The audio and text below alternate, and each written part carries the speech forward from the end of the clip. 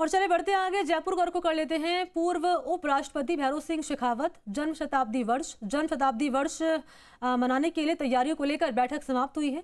शेखावत की जन्म शताब्दी वर्ष में किए जाने वाले आयोजनों को लेकर चर्चा हुई है और इस वक्त सीपी जोशी क्या कह रहे हैं वो आप सुनिए। शौचालय का पैसा सीधे खाते में जाता है, इवन नरेगा के मजदूर की मजदूरी सीधे खाते में जाती है। कहीं उसको बुलाकर कहीं कुछ कहा नहीं जाता कि आपने हमें वोट दिया, हम आपको राहत दे रहे हैं। लेकिन ये पहला अवसर है, कोई गांव का गरीब या बुजुर्ग कैसे वो 250 रुपये पेंशन के बढ़ाने के लिए 50 रुपये से 100 रुपये यूनिट बिजली करने के लिए का लाभ लेने के लिए वो कैंप में आना पड़ेगा, वो गर्मी में वहाँ से चल कर आएगा। इन्हीं लोगों ने आज जॉब कार्ड पे आप अपना फोटो लगा कर कह रहे हो, जब भारतीय जनता पार्टी की सरकार थी तब आप ही लोगों ने विरोध किया था कि आप फोटो क्यों लगा रहे हैं। आप ही लोगों ने कहा कि इन कैंपों में इतना पैसा खर्च हो रहा है। तो आखिर आप सरकार में आने के बाद जब आपका समय चंद दिनों का बचा है, आपकी सांसें बहुत कम बची है सरकार की, तब आप इस प्रकार के निर्णय कर रहे हो। तो जनता सब जानती है कि आपने महंगाई को रोकने के लिए 4.5 वर्ष में आज डीजल हो या पेट्रोल हो चाहे बिजली हो, देश भर में सबसे ज़्यादा डीजल पेट्रोल और बिजली कहीं है तो वो राजस्थान में है। आपने इसके लिए पिछले 4.5 वर्ष में क्या किया?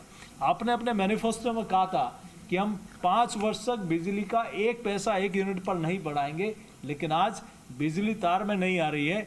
आज बिजली के लिए गांव में संकट है, लेकिन बिजली के बिल में ज़रूर करंट आ रहा है। इस प्रकार का सिर्फ और सिर्फ आप उनके कैंप में जाकर देखिए कि किस प्रकार के राहत देने का काम और कैसे लोगों को बुलाया जा रहा है। आज लोग वहाँ जाकर अपने आप को ठगा सा महसूस कर रहे हैं। तो मालपुरा की घटना है, ये सांप्रदायिक, इससे पहले भी करौली में, बाड़मेर में, छपड़ा में इस तरीके की घटनाएं हुई है। ये जो घटना है क्या इस पे रखने को टीम भेजेगी, जानकारी लेगी? निश्चित रूप से एक सोची समझी साजिश के तहत हो रहा है और कहीं न कहीं सरकार की तुष्टीकरण इसमें साफ दिखाई दे रहा है कि कैसे वहाँ कुछ युवक हुड़दंग करते हैं। एक महिला जब उसका ऑब्जेक्शन करती है तो एक झुंड के साथ आते हैं और घरों में घुसकर तलवारें और हथियार के साथ वहाँ हमला करते हैं। गुर्जर समाज का पूरा मोहल्ला है।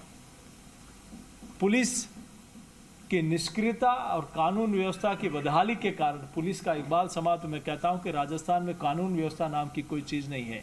चाहे करौली का दंगा हो, चाहे जोधपुर का हो, चाहे चित्तौड़ की हत्या हो, चाहे उदयपुर में कन्हैया जी की हत्या हो, चाहे आदर्श सापड़िया की हत्या हो, ऐसे सारे आप पूरे विषय उठा के देखेंगे तो साफ रूप से लगता है कि सरकार भीलवाड़ा में अपराधियों को पकड़ लिया।